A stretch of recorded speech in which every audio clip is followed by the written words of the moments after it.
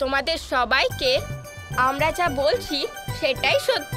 আমাদের অন্তরে ঈশ্বর বিরাজ করেন, আর এই কথাটাই আমরা তোমাদের সবাইকে বলতে চাই। তোমরা চাইলে এই কথাটা আমরা প্রমাণও করতে পারি।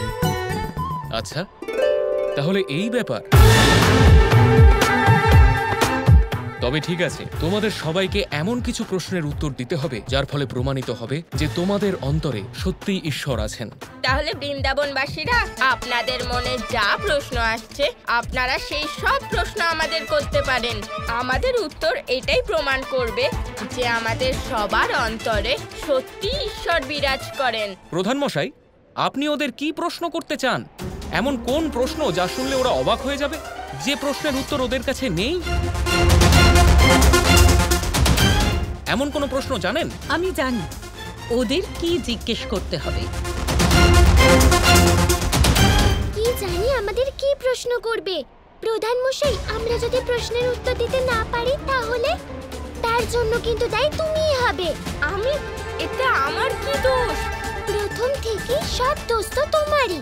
আমরা তো শুধু লম্বদরের জন্য প্রত্যেকবার সব সমস্যা থেকে বেঁচে যাচ্ছি। গোপাল, বৃন্দাকে বলো, ও কিন্তু অকারণেই আমাকে দোষারোপ করছে। দাদা, বৃন্দা শুনতে পাচ্ছে। তোমাদের সবার ভিতরেই ঈশ্বর আছেন, চিন্তা করার কোনো রকম প্রয়োজন নেই, শুধু ওনার উপরে বিশ্বাস রাখো।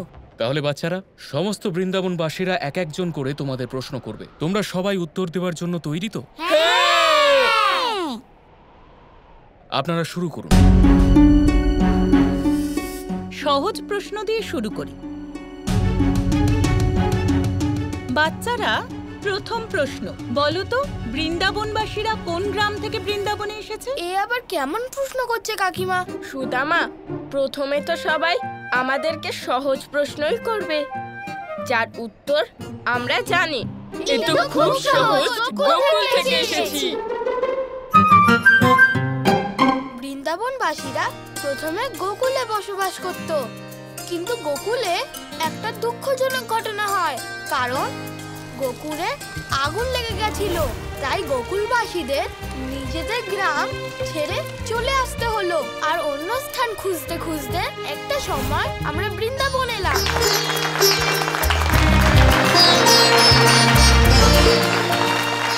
খুব ভালো সুদামা, একদম ঠিক উত্তর দিয়েছো তুমি। দ্বিতীয় প্রশ্ন, এবারে বলো, যখন আমরা গোকুলে থাকতাম না তখন আমরা কোথায় থাকতাম?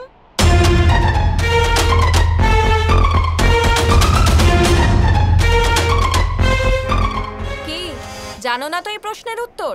তাহলে এই নাটক বন্ধ করো। আর আমি উত্তর দিচ্ছি। হ্যাঁ হ্যাঁ পুত্র, বলো সবাইকে। আমরা যখন গোকুলে থাকতাম না তখন আমরা এই পৃথিবীতেই থাকতাম। আমরা সবাই ঈশ্বরের সন্তান। আমরা যে কোনো জায়গাতেই থাকতে পারি। এই সম্পূর্ণ বিশ্ব ব্রহ্মাণ্ড আমাদের বাড়ি।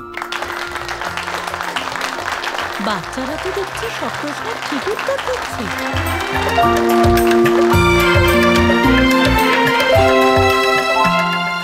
প্রশ্ন করা এখনো শেষ হয়নি, সবে তো শুরু হয়েছে। হ্যাঁ হ্যাঁ, জিজ্ঞাসা করুন। আচ্ছা, আমাকে এটা বলো যে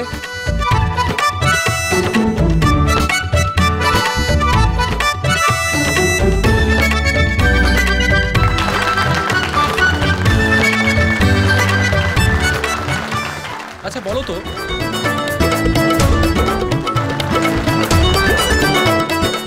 বাচ্চারা প্রত্যেকে এত সুন্দরভাবে সবকটা প্রশ্নের উত্তর কিভাবে দিচ্ছে? আমার মনে হয় যে আমরা তোমাদের সমস্ত প্রশ্নের সঠিক উত্তর দিয়ে দিয়েছি। তাহলে এবার কি বিশ্বাস করছো যে আমাদের অন্তরে ঈশ্বর বিরাজ করেন? না, এখনই নয়, এবার আমি আরো একটা প্রশ্ন করতে চাই।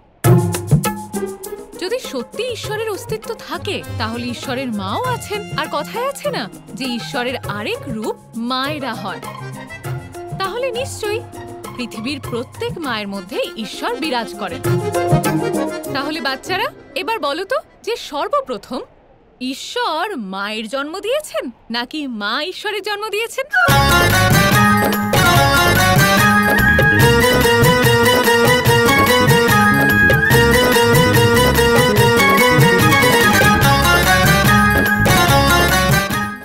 যশোদা মা এ কেমন প্রশ্ন করলো?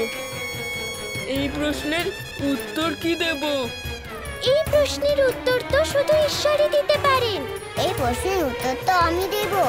কৃষ্ণ, এই প্রশ্নের উত্তর আপনি নয়, আমি দেব। ঠিক আছে, যেমন আপনার ইচ্ছে লম্বোদর। কি হলো? চুপ কেন? আমি জানি তোমরা এই প্রশ্নের উত্তর দিতে পারবে না। সংসারে এমন কোনো প্রশ্ন নেই যার উত্তর হয় না। যদি কোনো প্রশ্ন থাকে তাহলে তার উত্তর অবশ্যই থাকবে। যশোদা কাকি প্রশ্ন করলেন যে ভগবানের দ্বিতীয় রূপ মা, তাহলে ঈশ্বর প্রথমে মাকে জন্ম দিলেন নাকি মা ঈশ্বরকে? যদি এটার কোনো উত্তর হতে পারে তাহলে সেটা কেবল একটাই, ঈশ্বরই হলেন মা এবং মাই হলেন ঈশ্বর। এ কেমন উত্তর? মা হলেন জননী, তিনিই পালন করেন। একটি শিশুর কাছে তার মাই হলেন বিশ্বব্রহ্মাণ্ড। জন্ম দেওয়া, পালন করা, আমাদের শিক্ষা দেওয়া, সংস্কার দেওয়া, এই সব কিছু ঈশ্বরই করেন, কিন্তু একজন মায়ের রূপে। তাহলে আমাকে বলুন যে মাই হলেন ঈশ্বর এবং ঈশ্বরই হলেন মা, এই কথাটি প্রমাণিত হলো?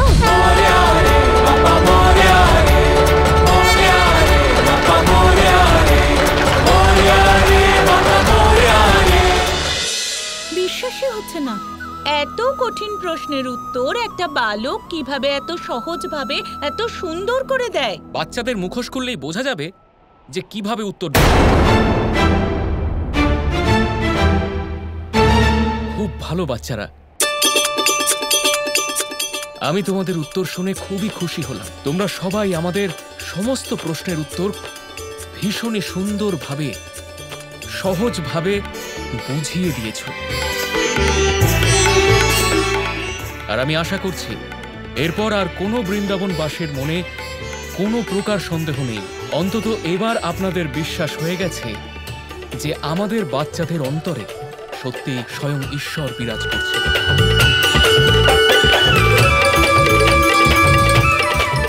আর আপনাদের নিশ্চয়ই এটাও বিশ্বাস হয়ে গেছে যে আমাদের বাচ্চারা কখনোই দুর্ব্যবহার করতে পারে না।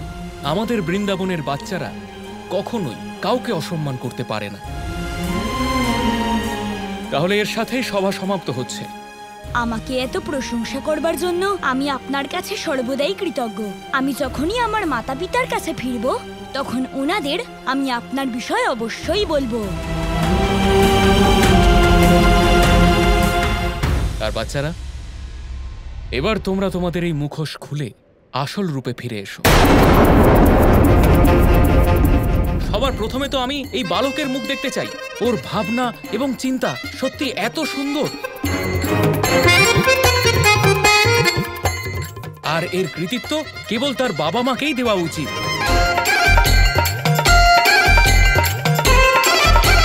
প্রধান মশাই কিছু একটা করুন, না হলে সবাই চিনে ফেলবে লম্বোদরকে। কারণ আমরা সবাই তো মুখোশ পরে আছি, কিন্তু লম্বোদরের মুখটা তো আসল।